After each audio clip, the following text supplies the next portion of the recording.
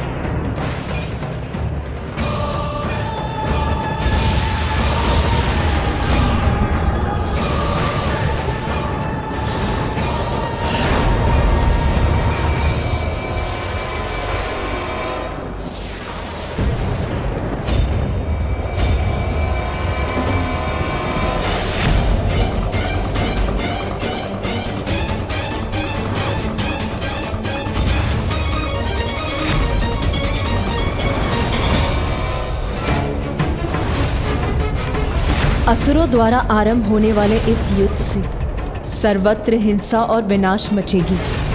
ज्ञात नहीं क्या होने वाला है इसका परिणाम।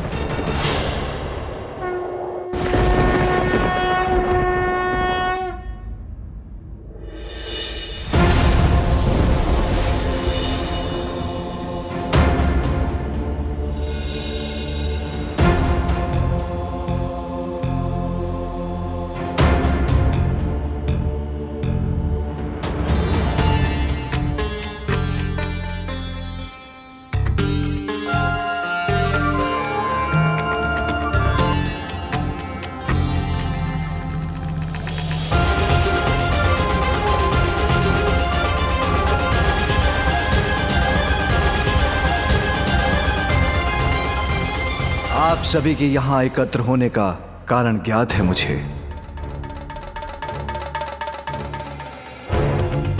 विनाशकारी संकेत तो मुझे और देवी पार्वती को भी दिखाई दिए हैं।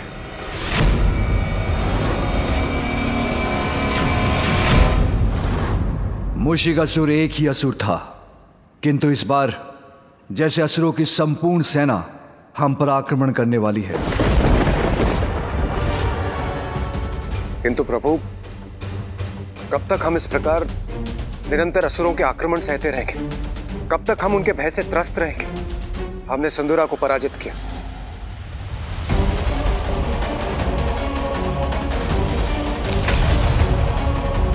गजासुर का अंत हुआ,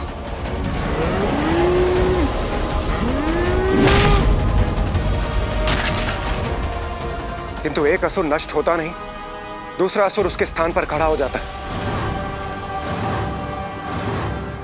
प्रभु, क्या इस आतंक के चक्र से हमें कभी मुक्ति प्राप्त हो सकती है?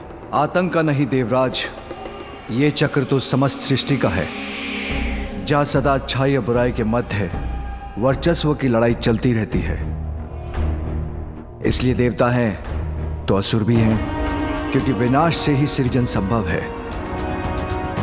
किंतु हमें अपना धर्म निभाना है, इस दुष्टता का अंत कर संसार की रक्षा करनी है। सत्य है महादेव, किंतु जब भी असुरों का आक्रमण होता है, निर्दोष जीवन क्षतिग्रस्त होता है। और प्रभु, अभी तक तो हम असुरों को पराजित करने में सफल रहे, किंतु सदैव ऐसा होगा ये कौन कह सकता है। संभव है अगली बार हमें दुष्टों की दुष्टता के समक्ष घुटने टेकने पड़े। और प्रभु, इन असुरों के आक्रमण से सर्वप्रथम मैं ही प्रभावित होता हूं और उनका सर्वप्रथम लक्ष्य होता है स्वर्ग। प्रभु, क्या इस आसुरी चक्र से मुक्ति प्राप्त करने का हमारे पास कोई उपाय नहीं है? ताड़कासुर,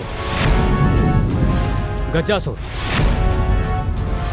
सिंदूरा, इन सबको आपकी और हमारी सम्मिलित शक्तियों ने पराजित किया, किंतु ये कभी ना कभी हम पर भारी पड़ेंगे। तब क्या होगा प्रभु? उसकी कल्पना से तो विचलित हो उठता हूं मैं। प्रभु, हमें इसके पूर्व ही कुछ स्थायी उपाय करना होगा। और प्रभु, युद्ध में जय पराजय तो किसी भी पक्ष की हो सकती। हम सत्य का साथ देते हैं, इसलिए सदैव हमारी ही विजय हो, यह भी तो निश्चित नहीं। और यूं ही सत्य की लड़ाई लड़ते लड़ते हम यूं ही सफलता प्राप्त करते रहे, इसे कैसे सुनिश्चित करें प्रभु? हाँ महादेव, ब्रह्मदेव, मैं देवताओं के इस कथन से सहमत हूँ। देवता सफल होंगे इसी विश्वास के साथ वो असुरों के साथ युद्ध में उतर सकें, इसके लिए हमें कोई उपाय तो सोचना ही होगा प्रभु। मेरे विचार से देवताओं का भी कोई देवता होना चाहिए जो कि सभी देवताओं को दिशा प्रदान करें,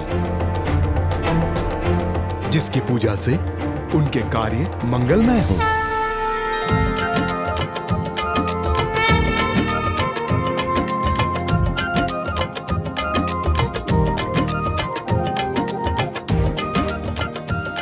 देखा, मैंने कहा था ना मूषक जी, हम सफल होंगे। हम आ गए यहाँ पर। हाँ प्रभु, मेरा भी यही प्रस्ताव है। ऋषि अगस्त्य के दिए सुझाव अनुसार हमें किसी ऐसे देवता का चयन करना चाहिए जो सर्वप्रथम पूजनीय हो, जिसकी पूजा से हमारे कार्यों में आने वाले विघ्न टल जाएं। और जिसकी पूजा से वो दुष्टों के मार्ग में कंटक के समान बनकर उनके पथ में बाधाएं उत्पन्न करे।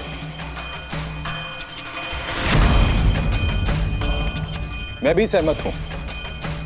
हमें ऐसे देवता का चयन करना चाहिए जो प्रथम पूज्य हो, जो देवताओं का विघ्नहर्ता ही नहीं, असुरों का भी विघ्नहर्ता हो,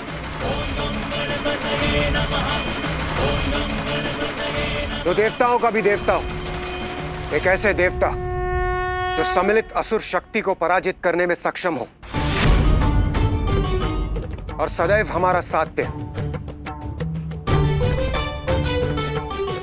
किंतु प्रश्न अभी भी वही है, कौन होंगे वो?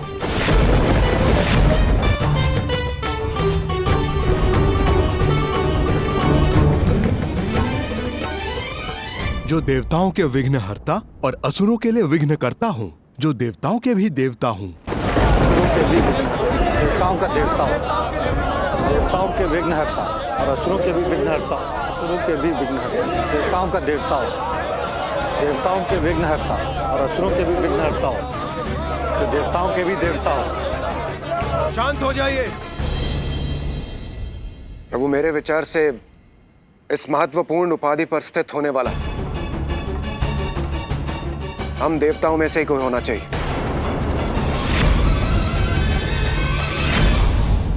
नारायण नारायण।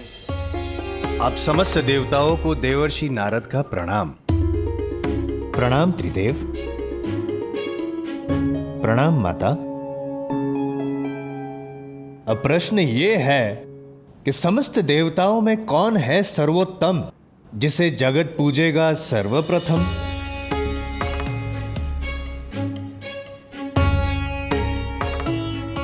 नारद विचार मग्न। कठिन है। नारायण नारायण नारायण नारायण नारायण। मेरे विचार में इसका उत्तर है अत्यंत सरल। प्रथम पूजनीय देवराज इंद्र ही होने चाहिए।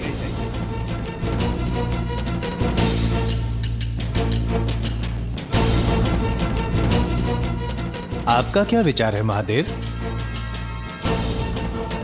अच्छा, और आप इस निष्कर्ष पर पहुंचे कैसे देवऋषि?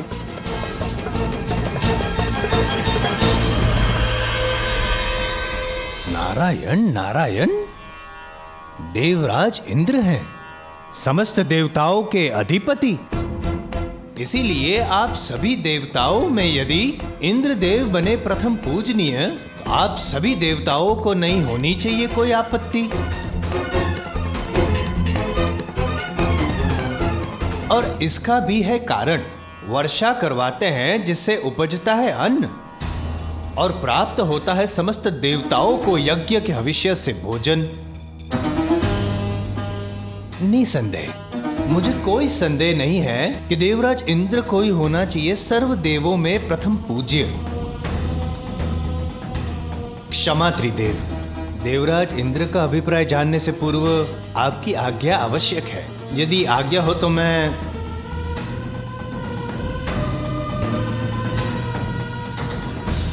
आपका क्या अभिप्राय है देवराज इंद्र? देवऋषि नारद के मत से मैं सहमत हूं। यदि आप सभी को स्वीकार हो तो। नहीं नहीं,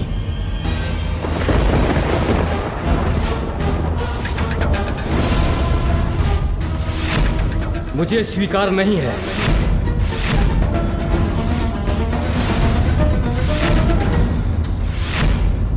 बिना मेरे किसी भी देवताओं को यज्ञ का हविष्य कहां प्राप्त होगा देवर्षि नारद जी? अग्नि में आहुति दिया हुआ हविष्य मेरी पत्नी सुहा स्वीकार कर देवताओं तक पहुंचाती है। सत्य वचन।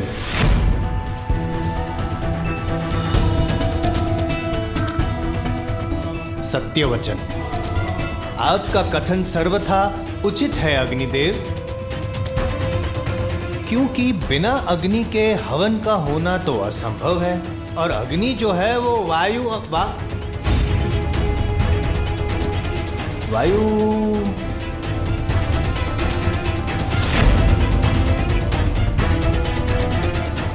किंतु क्या देवऋषि? ना, कुछ नहीं, ना, ऐसे ही मन में एक विचार ले रहा था आकार, किंतु अग्निदेव का कथन तो सभी को है स्वीकार। कैसा विचार आकार ले रहा था आपके मन में देवऋषि? यदि आपकी आज्ञा हो तो मैं बताऊं। विचार ये है वायुदेव कि जैसे बिना अग्नि के हवन का होना है असंभव, वैसे ही बिना वायु के अग्नि का प्रज्वलित होना भी है असंभव।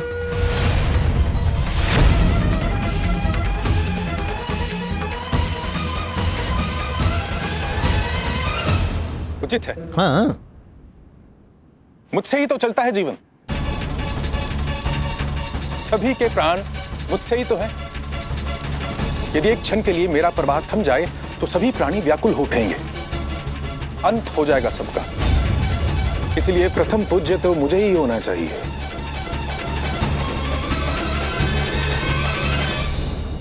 सत्य वचन। प्रथम पूज्य देवता का चयन हो रहा है और आप सभी ने मुझे बुलाया भी नहीं।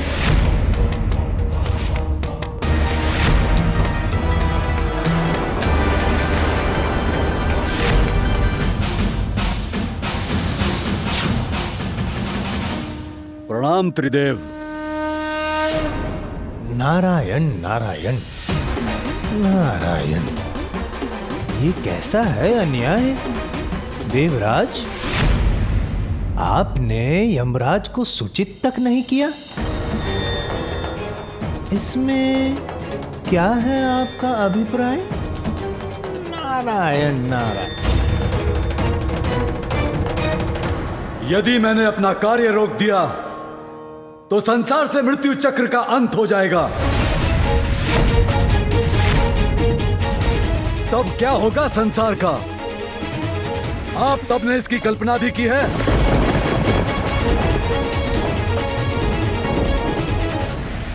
किसी को भी नरक या मृत्यु दंड का भय नहीं रहेगा,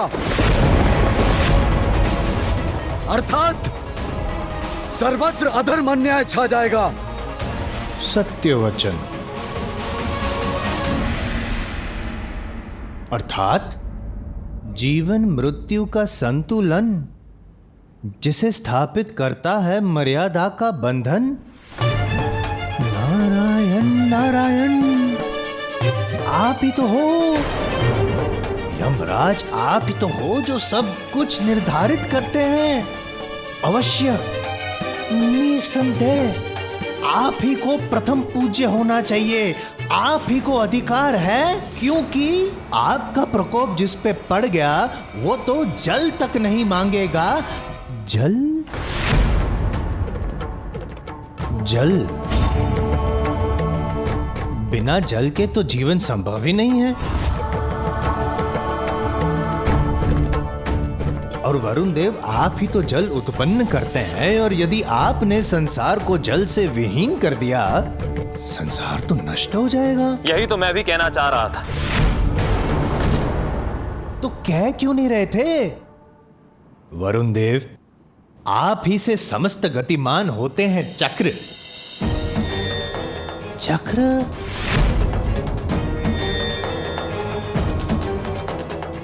काल चक्र? मेरा महत्व तो सर्वविदित है, अब क्या अपने मुख से कहना आवश्यक होगा?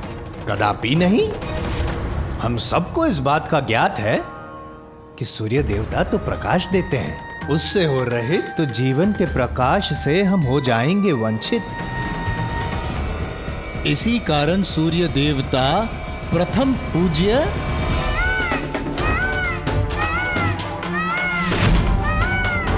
प्रथम पूज्य केवल वो नहीं होना चाहिए जो जगत का कल्याण करे, अपितु जगत की रक्षा भी करे।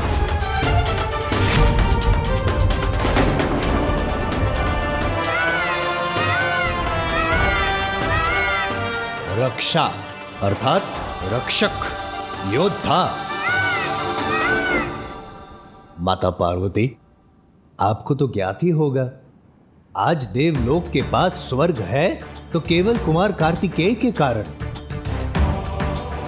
कुमार कार्तिकेय यदि,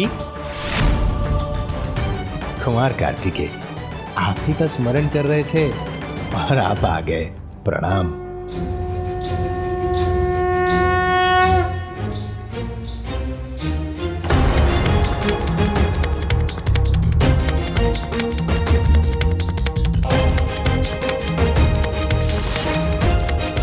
कुमार कार्तिकेय,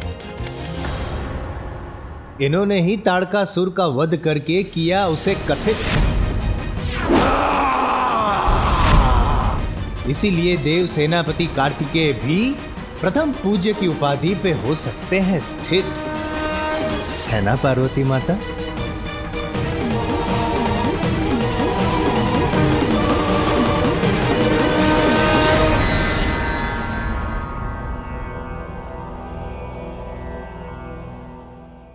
कैसी दुविधा है त्रिदेव, ये कैसी दुविधा है? अब क्या करें? कौन बनेगा प्रथम पूज्य? देवऋषि नारद, इतना समय नहीं है हमारे पास। आप केवल नाम घोषित कीजिए, हम उसी को सर्वप्रथम पूज्य के रूप में स्वीकार कर लेंगे। आप तो कर लेंगे स्वीकार, किंतु अन्य सभी देवता करेंगे मेरा तिरस्कार। यदि मैंने आपका नाम घोषित कर दिया तो यमराज, अग्निदेव, वायुदेव, वरुण देव, सूर्यदेव इत्यादि ने यदि विद्रोह करेंगे नहीं, किंतु अपना अपना कार्य रोक दिया तो?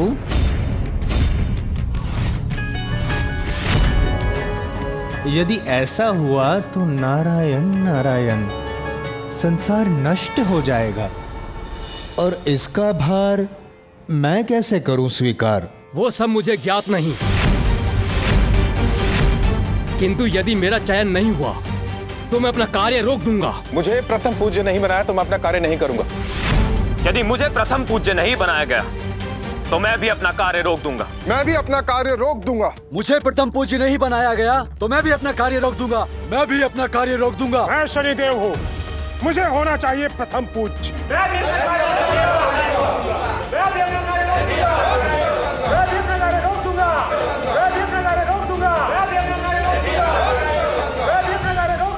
इस घोर संकट के समय में भी ये आपस में ही उलझ रहे हैं।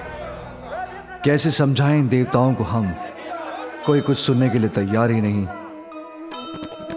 इंद्र सहित देव सारे कर रहे विवादा,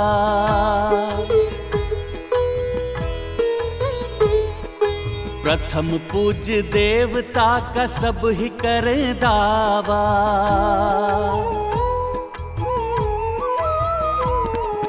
सबके विपरीत सुमुख युक्ति सुझाए, न्यायाधीश की नियुक्ति दिए उपाय।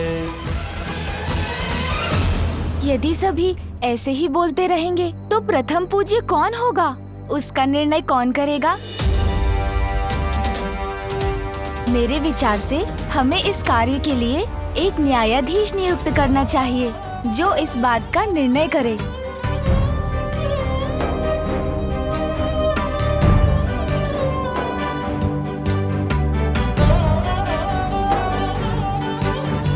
गजानन कदाचित उचित कह रहे हैं। आप ही बनिए न्यायाधीश और आप ही नियुक्त कीजिए।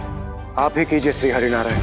मैं अकेला ही नहीं, हम त्रिदेव ब्रह्मा, विष्णु और महादेव, हम तीनों मिलकर निर्णय लेंगे कि आप सभी देवताओं में प्रथम पूज्य कौन होगा।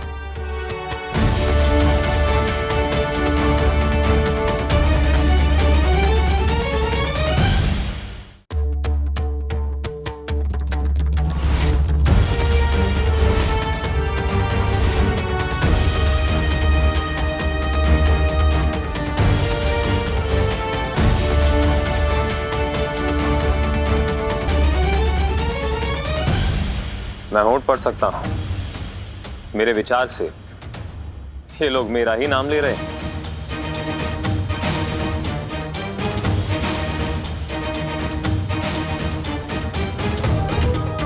प्रथम पूज्य वही होगा जो योग्यता में सबसे श्रेष्ठ होगा,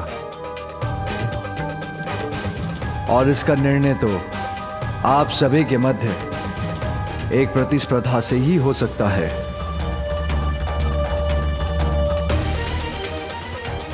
प्रतिस्पर्धा? कैसी प्रभु?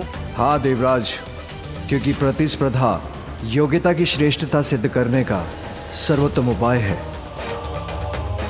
इसलिए प्रतिस्पर्धा से भागने की नहीं, उसमें भाग लेने की आवश्यकता है, क्योंकि प्रतिस्पर्धा में विजय पाने की इच्छा हमारे भीतर छिपे गुणों को बाहर निकालकर हमारी क्षमता को उजागर करती है। उचित है प्रभु, किंतु हमें करना क्या होगा? आप सभी को अपने वाहनों पर आरूढ़ होकर एक दौड़ में भाग लेना होगा, जिसका प्रारंभ कैलाश से होगा।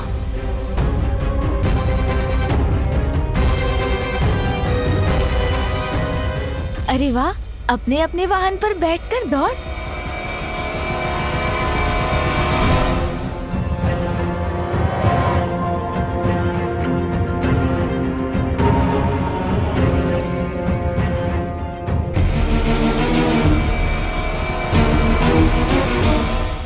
त्रिलोक में स्थित तीर्थ काशी, हरिद्वार, ऋषिकेश, गंगा, सागरपुरी, काशी और द्वारका, और फिर वहां से होते हुए पाताल के तीर्थ, राजावली का नगर, नागलोक, फिर स्वर्ग के तीर्थ, सूर्यलोक और नवग्रह मंडल के समस्त लोक, महरलोक, ब्रह्मलोक, वैकुंठ लोक और गोलोक से होते हुए वापस यहाँ लौटना होगा।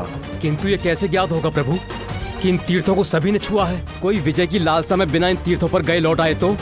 ऐसा नहीं होगा अग्निदेव। इन स्थानों की परिक्रमा कर वहां का एक तत्व लेकर आना होगा आपको, जो सर्वप्रथम कैलाश लौटेगा वही प्रथम पूज्य देव बनेगा। इस प्रतिस्पर्धा के लिए मैं तैयार हूं। मैं भी तैयार हूं त्रिदेव। मैं भी तैयार हूं। हाँ, मैं भी तैयार हूं। मैं वरुण देव, मैं भी तैयार हूं।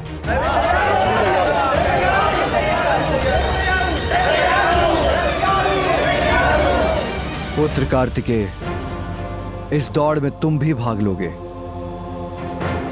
जो आज्ञा पिताश्री। प्रभु और गजानन, क्या वो भाग नहीं लेगा स्पर्धा में? अब तो मेरे पास भी मेरा वाहन है।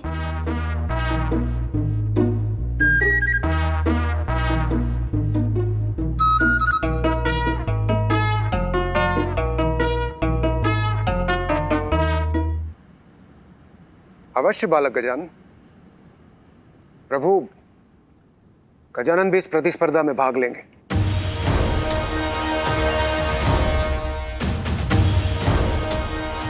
कल प्रातःकाल इस स्पर्धा का आरंभ कैलाश से होगा। नारायण नारायण।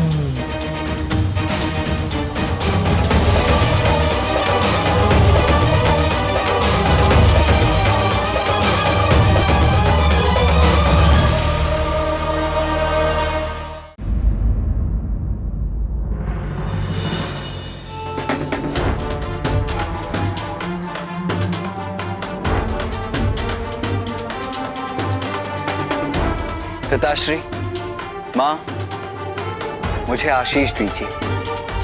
मैं इस प्रतियोगिता में सफल हूं।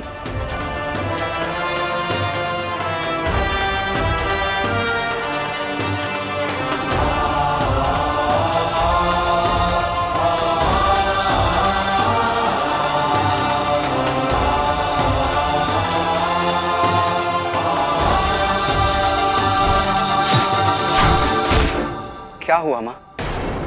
आप अचानक इतनी चिंतित क्यों हो गई?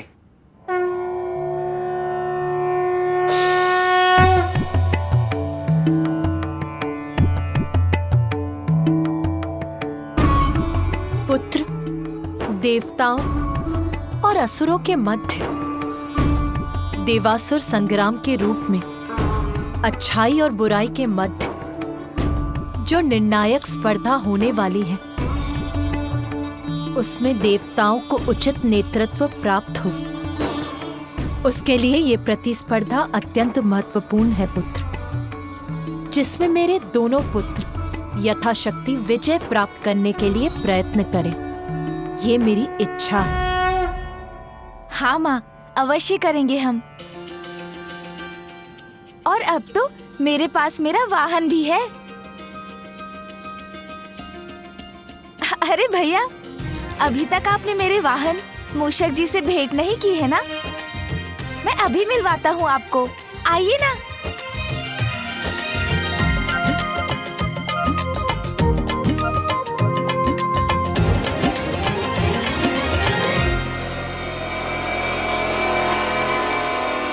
ये है मेरे वाहन मूषक जी। देखा भैया? बताइए ना, अच्छे हैं ना मेरे वाहन? अभी इन पर सवार होकर दिखाता हूँ मैं।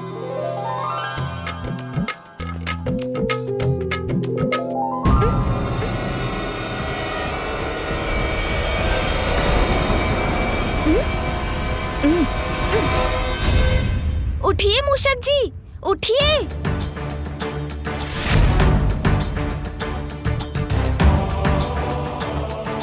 अरे मूषक जी, उठिए ना।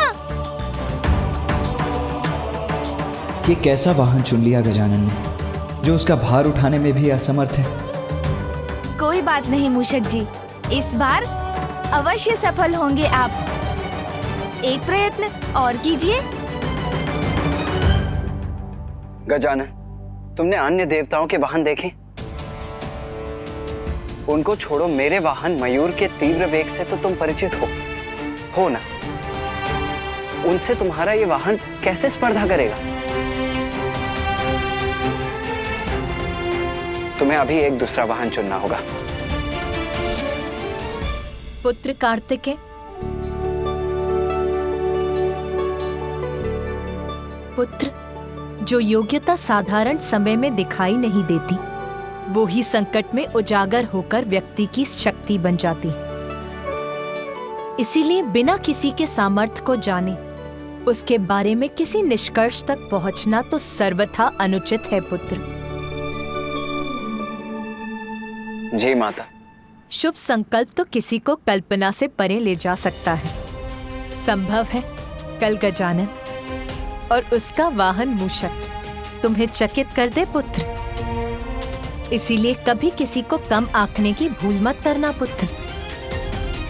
उचित है माँ, किंतु मुझे तो ऐसा प्रतीत हुआ जैसे भैया मेरे मूषक जी को कम नहीं आंकना चाहते। वो तो बस इतना चाहते हैं कि मैं असफल ना हूँ, है ना भैया? और वैसे भी माँ, मैं जीतूं या भैया, विजय तो आपके पुत्र की होगी ना? हाँ पुत्र, कल भोर की प्रथम किरण के साथ देवताओं के बीच ये प्रतिस्पर्धा प्रारंभ होगी। इसीलिए तुम दोनों को तैयार रहना होगा पुत्र।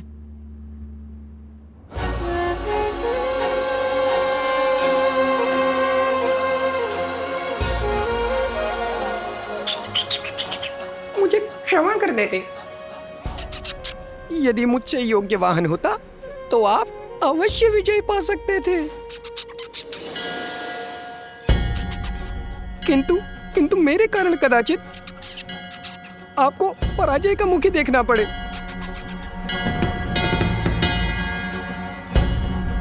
चिंता मत कीजिए मूषक जी, कल जो भी हो, इस प्रतियोगिता में विजय तो महादेव पुत्र की ही होगी।